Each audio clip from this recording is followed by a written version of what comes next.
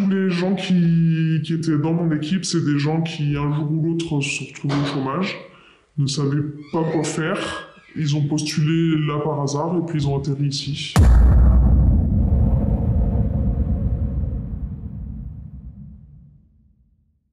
Toutes les lapines qui mettent bas en même temps, on appelle ça une série. Donc nous, il nous faut tant de lapro par série. Et ceux qui sont en trop, on les tue. Ça peut aller jusqu'à 40, une trentaine. On peut jamais prédire combien il va y en avoir parce qu'on sait jamais combien vont naître. Mais bon, oui, ça peut aller au moins une bonne quarantaine, oui. C'est officiellement tué à la naissance.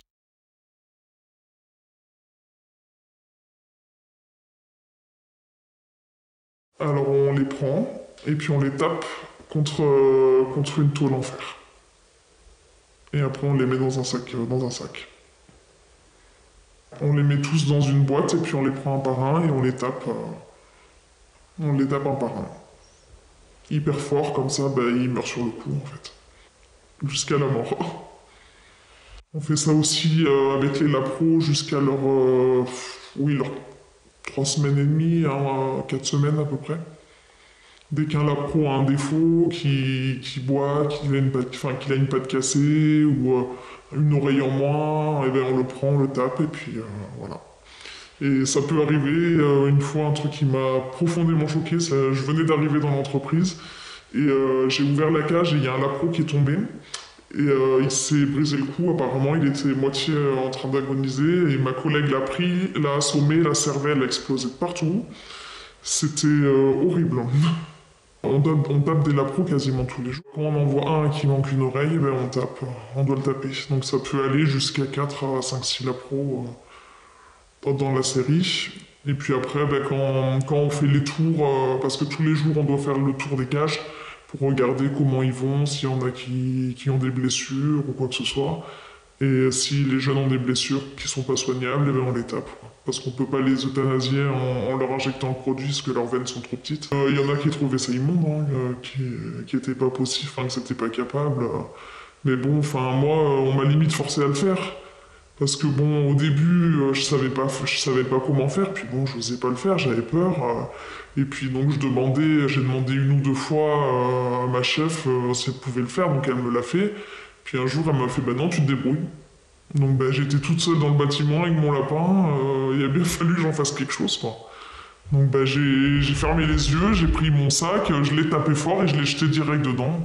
J'ai même pas eu le courage de voir s'il était mort ou quoi, c'était horrible, quoi. Je lui ai dit, faut faire comme ça, alors on le faisait, quoi. La première fois que quand j'ai vu le lapin tomber par terre, j'ai regardé ma collègue, j'ai dit, qu'est-ce qu'on fait? On fait quoi? Comment on fait? Elle m'a dit, on va le taper. J'ai dit, on va le taper? J'ai dit, mais on va le taper comment? Tiens, donne-moi le. Donc du coup, j'ai donné, puis bam, elle l'a tapé, elle l'a balancé dans le sac. La cervelle, elle avait explosé partout, il y avait du sang partout. Je suis resté, bouche bée devant ça, quoi. Je tremblais limite. C'était horrible. On m'a jamais prévenu de ça, hein. On m'a toujours dit, t'inquiète pas, c'est un coup à prendre, une fois que t'auras pris le coup, tu verras plus rien. Mais bon, non. On serre toujours les dents, on ferme toujours les yeux, et même si on le fait, on a envie de vomir juste après, quoi, parce que c'est horrible. Justement, je prenais sur moi, j'évitais au plus possible d'avoir à le faire. Une fois, j'anesthésie avec la responsable du site. Le lapin s'est mis à cracher du sang par la bouche. Il avait les yeux révulsés, il était complètement en train de mourir. Elle m'a dit non, tu le prends, tu le donnes à prélever. Et on l'a prélevé comme ça, quoi, alors qu'il était en train de mourir, à cracher du sang par la bouche, les yeux.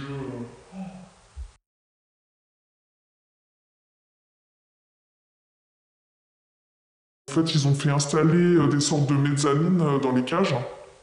Mais bon, c'est des mezzanines qui sont bricolées eux-mêmes avec du matériel qu'on trouve n'importe où, quoi, dans n'importe quel magasin de bricolage. Et le problème, c'est que c'est pas vraiment adapté. Et les lapins se coincent les pattes dedans et se les cassent. Donc on est obligé de les euthanasier parce qu'ils ont des pattes cassées. Et ça, les pattes cassées, on en retrouve au moins 3-4 par jour. Et puis après, ben, ils sont par deux dans des cages, ben, pareil, minuscules, avec leur mezzanine. Ils voient jamais la lumière du jour. Il y en a qui sont tellement stressés qu'ils se rongent les pattes jusqu'à l'os. Il y en a qui se mangent tous les poils du cou et qui se font des plaies, mais énormes. Donc, puis en plus, les outils qu'ils nous donnent pour les soigner, c'est quasiment rien. C'est juste une bombe pour faire sécher les plaies. Mais bon, quand on a une plaie qui fait tout le cou, ou des pattes rongées jusqu'à l'os, leur bombe, ça sert à rien du tout.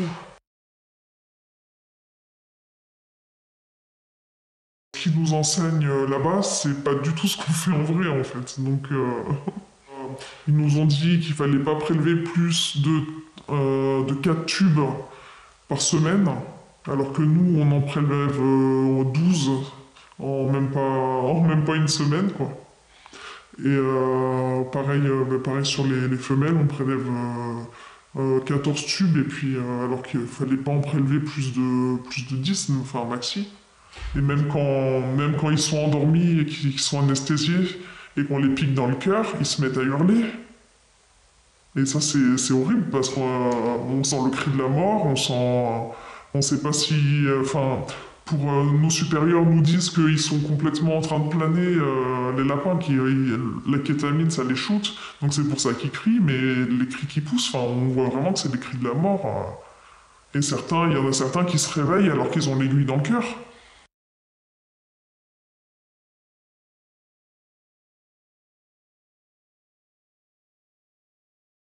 Il y a environ 6 préleveurs, donc faut qu'ils aient tous un lapin. Donc ben, forcément, faut enchaîner, quoi. Dès qu'un préleveur a fini, il faut un lapin d'avance pour lui donner. Ça, on n'arrête pas, en fait, on est tout le temps en train d'aller en chercher, en anesthésier, donner.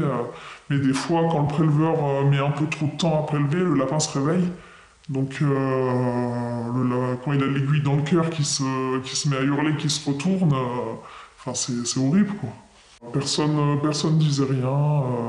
Puis bon, ils nous disaient tous, bah, si t'es pas là pour le faire, il y en aura d'autres pour le faire à ta place, hein. Donc voilà, on n'est pas irremplaçable, hein, comme ils nous disaient, hein.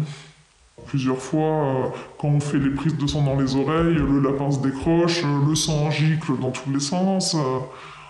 Enfin, des fois, c'est horrible, quoi. Ils me forçaient à piquer mes 3 lapins dans mes 3 boîtes, tout le temps. Alors que, ben non, quoi. Normalement, c'était 2 lapins, c'était pas 3. Ils étaient tout le temps en train de me mettre la pression en me disant, allez, pique tes 3 lapins, pique tes 3 lapins, vas-y, allez, dépêche-toi. Et puis un jour, on était en immunisation. Et j'étais avec ben, cette personne, justement. Et j'étais en train de piquer mon lapin, de l'immuniser en J0, donc c'est des piqûres sous-cutanées. Et j'avais même pas le temps d'enlever l'aiguille du dos qu'elle m'avait déjà pris le lapin pour le ramener dans sa cage. Et il avait encore la seringue plantée dans le dos. Donc quand je suis rentré là-bas, les autres me disaient bah tu verras, tu t'y feras. Au bout d'un moment, tu les verras même plus comme des lapins, tu les verras comme des choses. Et sur le coup, enfin, je me rendais même plus compte parce que bon, j'avais fait comme tous mes collègues, hein, j'étais passé à, c'était des objets quoi.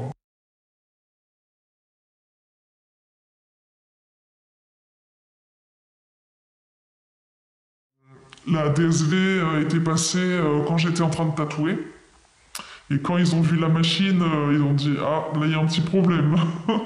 Parce qu'en fait, la machine à tatouer, c'est une machine de la mort, quoi. On a des numéros, on met des numéros avec des pointes. Et en fait, il y a un clapet au-dessus. Donc on rentre l'oreille du lapin sur les pointes, on appuie sur la pédale et le clapet se ferme et troue l'oreille du lapin. Et après, du coup, pour décrocher l'oreille, on doit tirer d'un coup sec. Et après, on passe l'oreille sous une bombe d'encre et le tatouage, il est fait. Mais c'est horrible parce que le lapin, il hurle à la mort. On est prévenu parce qu'on sait le jour où il y aura les contrôles. Donc forcément, ils nous font astiquer partout. Les lapins, parce que normalement, c'est interdit de mettre des séparations dans les cages des lapins. Quand les 2 lapins s'entendent pas, c'est interdit de les séparer dans la cage parce que le problème, c'est que l'espace du lapin, de ça, il passe à ça.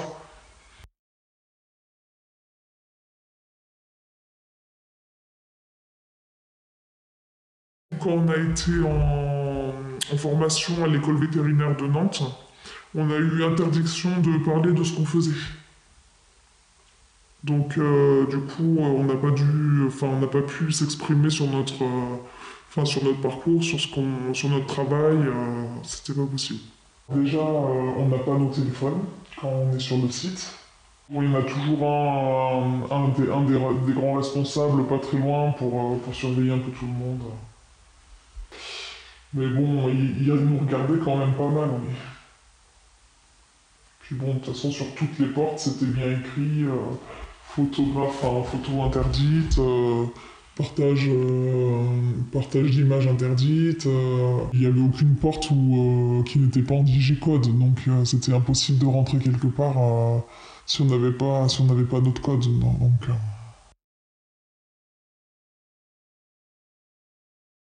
ce que je veux, c'est alerter en fait. Alerter les gens qui ont été comme moi, qui cherchaient du travail à tout prix, qu'il leur fallait quelque chose à prendre dans l'urgence, de pas non plus se jeter dans n'importe quoi. Si plus de monde était au courant de ce qui se passe vraiment dans ces structures-là, je pense que les gens ouvriraient vraiment les yeux.